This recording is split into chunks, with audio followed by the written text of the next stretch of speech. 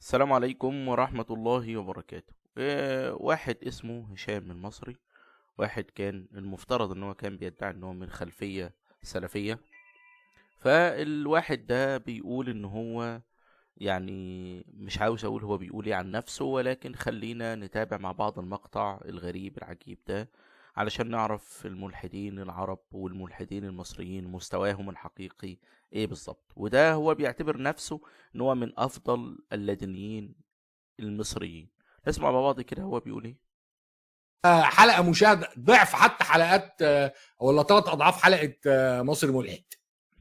تمام. فخفه دم ملهاش نظير، مش غرور ايوه صح، مش غرور، خفة دم ما شاء الله. وايه كمان؟ والله، يعني دي حقيقه. تمام. وكاريزما فعلا باين عليك جدا ان انت كاريزما. وثقافه في الاسلام وفي يا سلام على الثقافة الإسلامية، أو إيه كمان؟ غير الاسلام وفي مجالات كتير. فهو أيوة صح، وفي مجالات كتير، ماشي. بالنسبه لهم الانسان اللي هو السوي زي الاخ سام كده صاحب قناه الفكر الحر. سام بتاع الفكر الحر إنسان سوي، فهو بيحب الأسواق اللي زيه. فعلا. ده سلام. يلا كمل. لما اشوف حد زي كده يحبني، ما هم الاسواق بيحبوني لان أيوة صح، الأسواق بيحبوك، الناس الكخة اللي مش بيحبوك دول، ها. شايفين ان انا فرصه ان انا بنشر الصوت بتاعهم.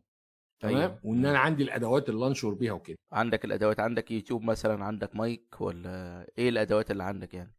عندك مثلا كرسي ومكتب ويوتيوب يعني بتنشر بيه، وفيسبوك، ولا ايه الادوات اللي انت معاك؟ انا عارف اللي انت تقصد، يعني عاوز تدعي ان انت عندك الادوات العلميه وكده.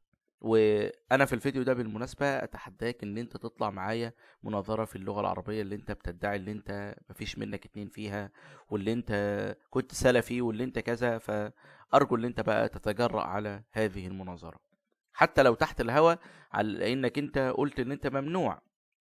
فانا ما عنديش مشكله خالص ان انا اعمل معاك مناظره تحت الهواء ولن تذاع.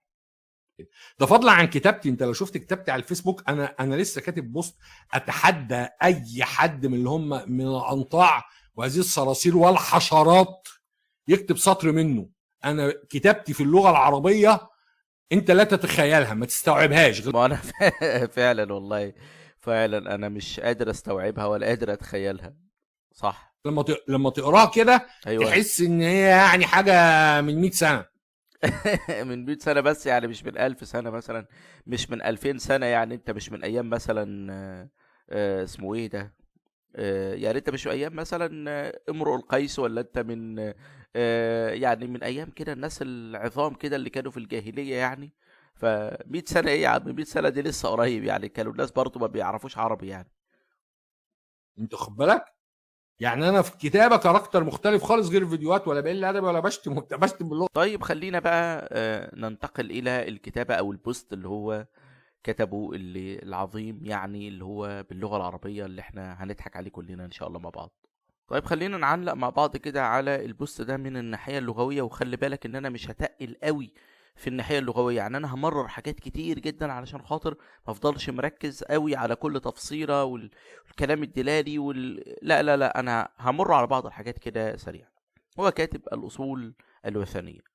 طيب معلش، هو الواو لما انت تكتب الهندوسية، المفترض الواو دي يعني تلتصق بحرف العطف ده، يلتصق بالكلمة اللي بعديها. فما اتعلمتش دي وانت صغير ولا حاجة يعني؟ انت عاملها فين؟ والدليل التاريخي. طيب يا ولد انت يا بتاع اللغة العربية. طيب تعتبر ايه؟ تعتبر دي يا ابني ايه؟ تعتبر دي ايه؟ تعتبر دي اللي انت كاتبها يعني؟ انت حاطط الفتحة ليه يعني؟ عشان تبين نفسك اللي انت بتعرف تكتب بتشكيل. طيب بعديها حاطط الفاصلة، بغض النظر عن ان الفاصلة دي ليست العربية، ولكن واحنا بنكتب بالموبايل بنضطر الى الفاصلة اللي بالشكل ده اللي هي انجليزية. طيب ابتداء انت تعتبر هذه الايام من شهر ذي الحجة، انت كاتب يعني عامل فاصلة ليه؟ يعني انت فاصل ما بين المفترض اللي انت لسه لم تصل بعد الى الخبر، فانت فاصل ليه يعني؟ ايه الفاصلة؟ إيه يعني؟ ممكن تقول لنا ايه القاعدة بتاعتك اللي انت تفصل ما بين المبتدأ والخبر؟ انت لسه ما وصلتش للخبر، فالجملة لسه ما خلصتش اصلا، فانت بتفصل ليه؟ يعني ايه نوع الفاصله اللي انت حاططها هنا دي؟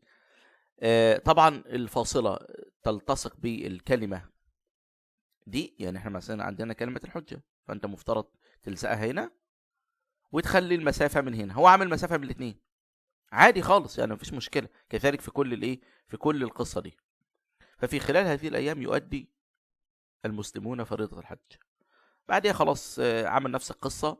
هتلاقي كمان للتقريب على القارئ. دي بلغة ايه يا ابني دي؟ يعني القارئ دي لغة عربية دي ايه يعني؟ انت متأكد ان دي لغة عربية يعني؟ يا واد انت بتاع اللغة العربية جاب دفحت. دي كلمة القارئ. يعني انت ممكن تكتبها على جوجل لو انت مش قادر ان انت تكتبها. ممكن يعني تفتح جوجل وتكتبها. طبعا مش هقول لك توصيل نفس القصه في المسافه ما بين حرف العطف. يعني مش هقول لك الاخطاء، مش هكررها عليك. يا ريت انت تروح تتعلم بس كده، تروح او تيجي ان انا اعلمك مجرد املاء بعيدا عن اللغه العربيه اصلا وركاكه الاسلوب اللي انت كاتب بيه. انا مش هتكلم عن الاسلوب ولا هتكلم عن بعض الالفاظ اللي كانت مفترض تعدل بالفاظ اخرى، لكن ما علينا من القصه دي كلها. كل ده نسيبه. طب هو توصيل الفكره له ولا اليه؟ لا يعني انا عاوزك تراجع كويس. طيب بعديها مع الوضع في الاعتبار. انا مش هتكلم طبعا، هو يعني مش هتكلم عن بعض الامور اللي مفترض تكون خلاف الاولى. مش هتكلم مع الوضع في الاعتبار. طيب انت عامل همزه قطع ليه؟ يعني انت عامل همزه قطع ليه؟ انت مش عارف ابجديات الاملاء وجاي تقول لي لغه عربيه؟ اسالك سؤال. ان هنا فتحتها ليه؟ ها انا كده لسه بسم الله الرحمن الرحيم يعني ما مشيتش. يعني انا لسه جايب لك اخطاء ابتدائي. يعني الاخطاء دي الطالب عندي في الابتدائي او الاعدادي يتجاوزها. اتكلم معاك في ايه بقى بتاع اللغه العربيه انت؟ بالله عليكم، ده مستوى؟ ما هو فعلا هو ده. انت تعرف انت لما يكون هو ده افضل واحد، هو بيدعي يعني هو افضل واحد لغه واسلاما وكذا في اللادينيين، فما بالك بغيره من اللادينيين. انا مش عاوز اكمل بقيه البوست علشان خاطر مرارتي. يعني انا مريت بس كده على بعض الامور البسيطه. لم اتحدث عن قضايا بلاغيه، قضايا تركيبيه، قضايا كذا. لم اتحدث عن هذه الامور. الف باء كتابه، الف باء كتابه، الكتابه الاملائيه. فانت لما تدعي بقى اللي انت كتبت بوست جامد فحت مفيش منه اتنين، تعمل ايه؟ يكون البوست ده انت مراجعه كويس جدا وعارف الكلام اللي فيه. انما يعني مش عارف اقول لك ايه. واكرر التحدي اليك. اتفضل ابعت لي على الخاص او ابعت اي حد ينسق ما بيننا ان احنا نعقد مناظرة. تكون المناظرة على الخاص. أنا لن أنشر هذه المناظرة، ولكن هدفي يعني أتبين منك أتبين هذا العلم اللي مفيش منه اتنين وكده. سيبك من الفيديوهات اللي انت عاملها وقلة الأدب. أنا مش هقعد أسمع منك فيديوهات أو أعلق عليها 3/4 شتيمة. والسلام عليكم ورحمة الله وبركاته.